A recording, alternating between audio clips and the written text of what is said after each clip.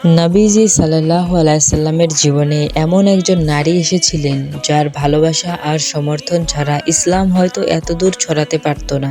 জানেন কে তিনি? নবুয়ত লাভের আগে মুহাম্মদ সাল্লাল্লাহু আলাইহি সাল্লাম ছিলেন একজন সৎ, বিশ্বস্ত ব্যবসায়ী আল আমিন নামে পরিচিত। তার সততা এবং বিশ্বস্ততার খ্যাতি ছড়িয়ে পড়েছিল মক্কা জুড়ে। এমন সময় তিনি পরিচিত লাভ করে মক্কার অন্যতম সম্ভ্রান্ত মহিলা হযরত খাদিজা রাদিয়াল্লাহু আনহুর সাথে। খাদিজা রাদিয়াল্লাহু আনহু ছিলেন দূরদর্শী এবং প্রজ্ঞাবান এবং একজন নারী। খাদিজা রাদিয়াল্লাহু তার ব্যবসার দায়িত্ব মুহাম্মদ সাল্লাল্লাহু আলাইহি সাল্লামের হাতে তুলে দিলেন। মুহাম্মদ সাল্লাল্লাহু আলাইহি সাল্লাম অত্যন্ত সততা এবং দক্ষতার সাথে সেই ব্যবসা পরিচালনা করে এলেন। তার সততা এবং ন্যায়পরায়ণতা এবং সুন্দর চরিত্র মুগ্ধ হয়ে খাদিজা রাদিয়াল্লাহু আনহু নিজেই বিয়ের প্রস্তাব দিলেন। মুহাম্মদ সাল্লাল্লাহু আলাইহি সাল্লাম সেই প্রস্তাব গ্রহণ করলেন এবং তাদের বিয়ে হলো। খাদিজা রাদিয়াল্লাহু আনহু ছিলেন মুহাম্মদ সাল্লাল্লাহু আলাইহি সাল্লামের প্রথম এবং সবচেয়ে ভালোবাসার স্ত্রী, যিনি তার চেয়ে 15 বছরের বড় ছিলেন। নবুয়ত লাভের পর মুহাম্মদ সাল্লাল্লাহু আলাইহি সাল্লাম হেরা গুহা থেকে প্রথম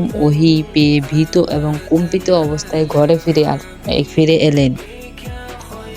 এতে খাদিজা রাদিয়াল্লাহু আনহু তার একমাত্র আশ্রয়। খাদিজা রাদিয়াল্লাহু আনহুকে সব খুলে বললেন, আমাকে চাদর দিয়ে ঢেকে দাও, আমাকে চাদর দিয়ে ঢেকে দাও। খাদিজা রাদিয়াল্লাহু আনহু তাকে সান্ত্বনা দিলেন, আল্লাহর কসম, আল্লাহ আপনাকে কখনো লজ্জিত করবেন না। আপনি আত্মীয়র সম্পর্ক বজায় রাখেন, দুস্থদের সাহায্য করেন, মেহমানদারি করেন এবং সত্যের পথে মানুষের পাশে থাকেন। তিনি ছিলেন প্রথম ব্যক্তি যিনি নবীজি সাল্লাল্লাহু আলাইহি সাল্লামের নবুয়তকে বিশ্বাস করেছিলেন। যখন গোটা মক্কা তার বিরুদ্ধে ছিল, খাদিজা রাদিয়াল্লাহু আনহু তার সমস্ত সম্পদ ইসলামের জন্য উৎসর্গ করে দিয়েছিলেন। খাদিজা রাদিয়াল্লাহু আনহু এর জীবন দশায় তার ইন্তেকালের পর নবীজি সাল্লাল্লাহু আলাইহি সাল্লাম প্রায়ই তার কথা স্মরণ করে কাঁদতেন। মহানবী সাল্লাল্লাহু আলাইহি সাল্লাম আর বিয়ে করেননি। তিনি বলতেন, খাদিজার মতো স্ত্রী আর কেউ ছিল না। তিনি শুধু একজন স্ত্রী ছিলেন না, ছিলেন নবীজির সবচেয়ে বড় সমর্থক,